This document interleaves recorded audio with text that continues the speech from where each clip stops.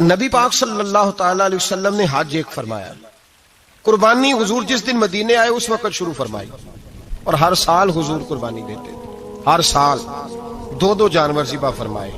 یا رسول اللہ صلی اللہ تعالی علیہ وسلم دو کا کیا مقصد فرمایا؟ ایک میری طرف سے، ایک میری غریب امت کی طرف سے۔ یا رسول اللہ صلی اللہ علیہ وسلم کس طرف سے فرمایا؟ ایک میری طرف سے، ایک میری امت کی طرف سے۔ کبھی فرمایا ایک میری طرف سے، ایک میرے اہل بیت اور میری امت کی طرف سے۔ دو جانور حضور نے ذبح فرمائے، اور پھر میرے حبیب پاک صلی اللہ تعالی علیہ وسلم کے غلام مولا علی شیر خدا، ابن ماجہ کی روایت ہے، حضرت علی شیر خدا فرماتے ہیں کہ نبی پاک علیہ الصلوۃ والسلام دو جانور ذبح کرتے تھے۔ خود حضرت علی کی جب باری آئی تو انہوں نے بھی دو فرمائے۔ تو صحابہ نے پوچھا کہ علی دو کیوں؟ دو کس لیے؟ تو حضرت علی رضی اللہ تعالیٰ عنہ فرمانے لگے مجھے میرے حبیب نے وصیت فرمائی تھی کہ علی تو نے دو کرنے، ایک اپنی طرف سے کیا کرنا، ایک میری طرف سے کرنا۔ تو میں ایک اپنی طرف سے دیتا ہوں، ایک اپنے نبی پاک کی طرف سے دیتا ہوں صلی اللہ علیہ۔ دو جانور۔ آپ لوگوں نے سنی ہوئی ہے یہ بات کہ مہینہ کھانا نہیں پکتا تھا حضور کے گھر میں۔ حضرت عائشہ فرماتی ہیں 3 چاند اور 3 سورج کٹھے کبھی نہیں دیکھے جب ساتھ روٹی بھی کھائی ہو، یعنی 3 دن مسلسل کبھی کھانا نہیں کھایا۔ قربانیاں کتنی دیں بولیے؟ حضرت علی شیر خدا کا مکان کوئی نہیں اپنا، کوئی گھر نہیں بنایا۔ مولا کائنات شیر خدا، میں نے یہ بات پھر دوہرا رہا ہوں، پہلے بھی میں نے عرض کی تھی، پکا کرنے کے لیے دوہرا رہا ہوں۔ حضرت علی کا کوئی کاروبار نہیں بظاہر۔ بی بی صاحبہ فرماتی ہیں کہ کئی ہفتے صرف سرکہ اور کھجوریں۔ قربانیاں کتنی؟ اسی سارے صاحب لان ٹورے ہیں کہ ساڑھے تے لگ دیئے کہ نہیں، پکا۔ اور پھر جب بات ہوتی ہے دینے کی تو ماحول اور ہوتا ہے، جب لینے کی باری ہوتی ہے تو ماحول اور ہوتا ہے۔ قربانی واجب ہے اس شخص پر جس کے پاس 52.5 تولے چاندی یا 7.5 تولے، لیکن میں 7.5 تولے والا فتویٰ نہیں دیتا، میں 52.5 تولے چاندی والا فتویٰ دیتا ہوں، اس لیے کہ 52.5 تولے چاندی تو شاید تولہ یا 1.5 تولہ سونے کے برابر ہی ہو جائے، ٹھیک ہے نا جی؟ تو 7.5 تولے سونا 50-60 ہزار روپیہ جس آدمی کے اکاؤنٹ میں موجود ہے وہ قربانی کرے۔ بلکہ امام شافعی رحمۃ اللہ علیہ فرمایا کرتے تھے جس نے 3 کمروں کو تالا لگایا ہوا ہے وہ 3 کمرے فارغ ہیں، اس کے کسی کام کے نہیں، ان کی قیمت کا حساب لگائے۔ چھت پہ سٹور بنا دیا ہے، کوئی مطلب نہیں اس کا، اور جو ویسے رکھے ہوئے ہیں کوئی معنی ہی نہیں کمرے کا، فرماتے تھے حساب لگائے، قربانی کرے۔ رب کریم کی بارگاہ میں دینے کا جب معاملہ آیا تو تو گول کر گیا کام۔ میرے رسول کائنات سرور عالم صلی اللہ علیہ وسلم کا جب اپنے لیے چیزیں استعمال کرنے کا ماحول ہے تو محبوب پاک علیہ الصلوۃ والسلام نے مہینہ روٹی نہیں پکائی۔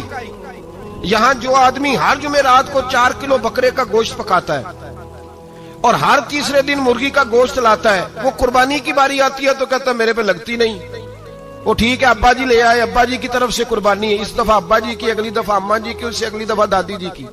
او خدا کے بندو، جس آدمی کے پاس پیسے ہیں پہلے اپنی قربانی واجب ہے۔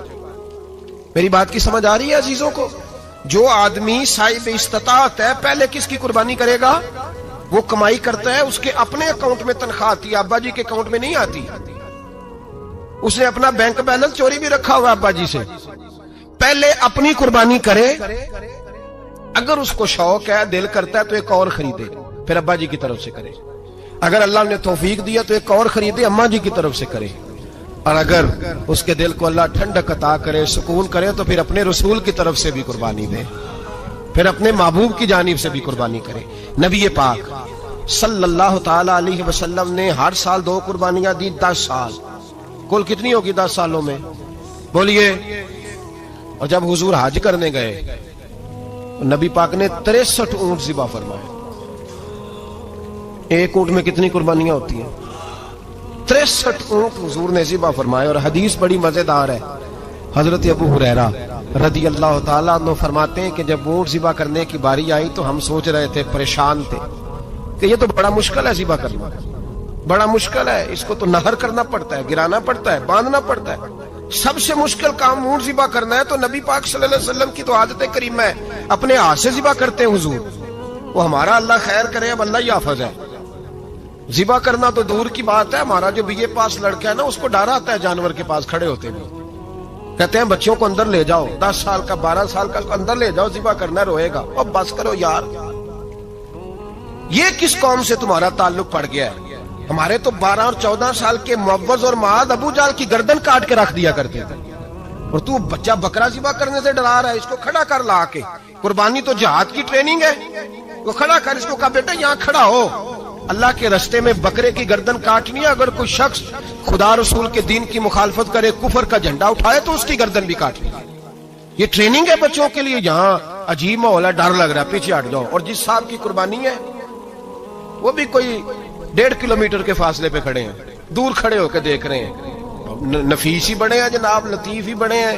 کپڑوں کو کوئی قطرہ خون کا لگ گیا تو بڑی مصیبت بن جائے گی. اور امیر آدمی اس کا تو گھر کسائی نے خود فون کیا ہے کہ صاحب سب سے پہلے میں آپ کے گھر آؤں گا. اس کو پتہ ہے کہ منہ مانگی قیمت ملے گی. مہربانی فرمائے، قربانی میرے رسول پاک صلی اللہ علیہ وسلم سے زیادہ نفاست والی طبیعت کسی کی نہیں. صحابہ کہتے ہیں اتنا حسین محبوب کا انداز تھا کہ کبھی کپڑوں پہ مکھی بھی نہیں بیٹھی تھی. اور حضور سے ہم سلام لیتے تھے، دست مبارک چومتے تھے تو ہمارے ہاتھوں سے کستوری کی خوشبو آنے لگتی تھی. اور فرماتے ہیں نبی پاک کا ہاتھ یوں ہوتا تھا کہ برف بھی اتنی ٹھنڈی نہیں جتنا پیارا حضور کا ہاتھ ٹھنڈا ہوتا تھا. پھر بھی حضور دست مبارک میں خنجر پکڑتے، جانور کو لٹاتے اور اپنی تہمت کو سمیٹتے، اور اللہ کے حبیب گھٹنا رکھتے اس کی گردن پر، اور بسم اللہ اللہ اکبر کہہ کے ذبح فرماتے. حضور خود دست مبارک سے. تو اتنا زیادہ نازک مزاج ہو گیا ہے کہ اب یہ والی سنت ادا کرنا مشکل ہو گیا تیرے لیے. 63 اونٹ ہیں. اور صحابہ کرام علیہم رضوان فرماتے ہیں کہ حال یہ ہے ہم سوچ رہے ہیں کیسے ذبح کریں گے، کیا کریں گے، کیسے گرائیں گے. اور نبی پاک صلی اللہ علیہ وسلم کہتے ہیں ہم ابھی سوچ میں ہی تھے کہ حضور نے چھری پکڑی. خنجر جب حضور نے اٹھایا تو فرماتے ہیں اونٹ دوڑتا ہوا آیا اور نبی پاک کے سامنے آ کے لیٹ گیا. فرماتے ہیں اللہ کے رسول نے بسم اللہ اللہ اکبر کہہ کے ذبح کیا. اس نے ٹانگ بھی کوئی نہیں ہلائی، پیر بھی کوئی نہیں ہلایا. وہ کسی شاعر نے بڑی عجیب بات کہی تھی. اس نے کہا پھنسی جو دام میں بلبل تو لگی یوں کہنے، کرے گا قتل کیا تو نے جب اسیر مجھے، کباب شمع کے شولے پہ کیجیو صیاد، شکل گل نظر آئے دم اخیر مجھے. وہ کہتے ہیں بلبل کو شکاری، صیاد شکاری نے پکڑ لیا بلبل کو، تو صیاد سے بلبل کہنے لگی تو نے پکڑا ہے تو قتل تو کرے گا ہی نا، کھائے گا تو صحیح، ایک میری منت ہے. شکاری کہنے لگا وہ کیا؟ تو بلبل کہنے لگی جب تو مجھے ذبح کرے نا اور پکائے تو مجھے پھول سے بڑی محبت ہے. اس طرح کرنا، کوئلے اتنے زیادہ دہکانا، اس قدر زیادہ آگ جلانا کہ ان کی شکل گلاب کے پھول کی طرح سرخ ہو جائے. تو جب تو مجھے ان پر جلائے گا تو مجھے تکلیف نہیں ہوگی، اس لیے کہ محبوب کا چہرہ جو سامنے آ جائے گا مجھے تکلیف نہیں ہوگی. پھنسی جو دام میں بلبل تو لگی یوں کہنے، کرے گا قتل کیا تو نے جب اسیر مجھے، کباب شمع کے شولے پہ کیجیو صیاد، او شکل گل نظر آئے دم اخیر مجھے. اعلیٰ حضرت بریلوی علیہ رحمہ فرمایا کرتے تھے، فرماتے تھے بڑی تکلیف ہوگی جب جان نکلے گی. روایتوں میں آتا ہے جس طرح باریک دوپٹہ جھاڑیوں پہ ڈالا جائے، کھینچا جائے تو پھٹ جاتا ہے، یوں تکلیف ہوگی. پر فرمانے لگے رسول اللہ کے غلام کو کوئی تکلیف نہیں ہوگی. حضور کیوں؟ فرمایا اس لیے کہ جب جان نکلنے لگے گی تو سامنے جلوہ وضوحات آ جائے گا. حضور کے جلوے ہوتے رہیں گے تو پتہ ہی نہیں چلے گا جان کیسے نکل گئی. پھنسی جو دام میں بلبل. تو صحابہ فرماتے ہیں کہ اونٹ دوڑتا ہوا آیا، حضور کے سامنے آ کے لیٹا، نبی پاک نے ذبح فرمایا اور فرماتے ہیں ہاتھ دھو گئی. حضور نے توجہ فرمائی تو دوسرا دوڑتا ہوا آ گیا، تیسرا آ گیا. حضرت ابو ہریرہ فرمایا کرتے اونٹ ایک دوسرے کو دھکے دیتے تھے، پیچھے ہٹ جا، پہلے میں نے جانا ہے. 63 اونٹ وادی منا میں حج کے موقع پر میرے رسول پاک نے دست مبارک سے ذبح فرمائے. ہر قربانی حضور نے اپنے ہاتھوں سے فرمائی. قربانی واجبات دین میں سے، ضروریات دین میں سے ہے، اور کوئی اتنا لمبا چوڑا مسئلہ نہیں. بہت ساری چیزوں کو خود بخود مشکل کر لیتے ہیں. ٹی وی پہ خبر آتی ہے فیصل آباد کے 2 بیل ہیں، بھولو اور ڈولو، پتہ نہیں کتنے من ان کا وزن ہے. ان سے پوچھا جا رہا ہے کہ بھولو ڈولو کھاتے کیا ہیں؟ تو کہتے ہیں بادام کھاتے ہیں، مکھن کھاتے ہیں. یہ جناب پتہ نہیں ان کو دودھ کتنے کلو روز پیتے ہیں، اور بھولو ڈولو بیچارے سے خود نہیں چلا جا رہا. لگ ایسے رہ جیسے وہ خود کہہ رہے ہیں مہربانی کرو ہمیں ذبح کر لو. اب تو اٹھا بیٹھا بھی نہیں جا رہا. او خدا کے بندو، دین کی اصل حقیقت کو سمجھو. یہ تو حضور نے فرمایا خوبصورت جانور لاؤ، یہ کس حدیث میں آیا ہے کہ اسے بادام کھلاؤ؟ آج لوگ انسانوں کو روٹی نہیں مل رہی اور جانوروں کو بادام کھلا رہے ہو. وہ کھانے اس کے حصے میں جو اللہ نے شے رکھی ہے نا وہ چارہ ہے. اس کو چارہ کھلاؤ اور اچھے طریقے سے پیٹ بھر کے کھلاؤ. جانور کو پیٹ بھر کے چارہ کھلایا جائے تو جتنی اس کی طبیعت ہوتی ہے اس حساب سے وہ صحت مند ہو جاتا ہے. باقی یہ تو آپ کسی شخص کو اتنا کھلا دیں کہ اس کا پیٹ اتنا بڑا ہو جائے, پھول جائے, تو وہ بیچارہ تکلیف میں آئے گا کہ نہیں آئے گا؟ یہ کس قسم کا ماحول ہے؟ ایک بکرا بکا لاہور میں اور سیٹھوں نے شرطیں لگائی ہوئی ہیں, میں 5 لاکھ کا لایا ہوں تو میں 9 لاکھ کا. یہ کیا چکر ہوا؟ مجھے اتنا کھلایا جی اس کو فلاں چیز. یہ کس نے کہا ہے کھلانے کا؟ بادام کھانا کس حدیث میں آیا؟ کس صحابی نے اپنے بکرے کو بادام کھلائے؟ کس نے مکھن کھلایا؟ کس نے پیڑے کھلائے؟ بس کرو. عجیب تماشا لگ گیا.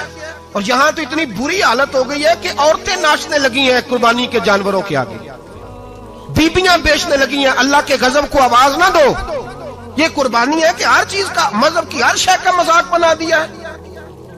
جس دین نے عورت کی اپنی قربانی بھی ہو تو اس کو ذبح کرنے کی اجازت نہیں دی, مرد ذبح کرے گا. جو دین کہتا ہے کہ عورت ذبح نہیں کرے گی وہ عورت بیچ سکتی ہے اللہ کے جانور. جہاں جس کا میں نے رمضان میں بھی کہا تھا, پھر بات دہراتا ہوں, سارا سال ناچتے گاتے ہیں اور عید کا موقع آتا ہے تو 2-4 مولوی بٹھا کے وہ دین سکھانا شروع کر دیتے ہیں. کوئی پتہ ہی نہیں, کوئی خبر ہی نہیں. جس بوتل میں کل تک شراب بک رہی تھی اسی میں دودھ پلاؤ گے؟ جس برتن میں کل تک پیشاب تھا اس میں آج لوگوں کو شہد پلاؤ گے؟ بس کرو, یہ مذاق نہیں, یہ رسول اللہ کا دین ہے. نبی پاک سید عالم صلی اللہ تعالی علیہ وآلہ وسلم نے کوئی ذمہ عورت کے کوئی چیز نہیں لگائی ایسی جس میں اسے مردوں کے ساتھ شامل ہونا پڑے. اور عورت سمجھ ہی نہیں رہی کہ یہ اس کی تذلیل ہے, عزت نہیں. صابن بک رہا ہے تو ساتھ بی بی کھڑی ہے, شیمپو بک رہا ہے تو عورت اس کی جو ہے وہ ایڈ دے رہی ہے. یہ عزت ہے عورت کی؟